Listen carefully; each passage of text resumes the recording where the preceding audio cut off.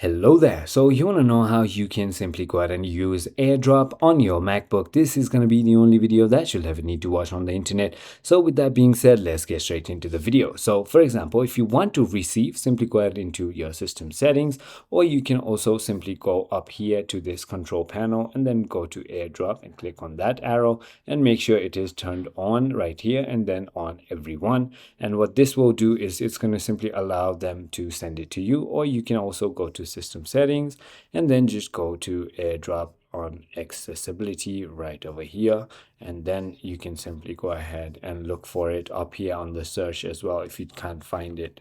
So as you can see, if I just click on that, there you go, it's right over here. You can simply go ahead and turn it to everyone. However, if you're trying to send something, you can go to your Finder, and if you're trying to send something like this video, right click on it and click on share, and then click on AirDrop. And that is that. I hope this video was helpful to you. If it was, hit that like button and I'll see you on the next one.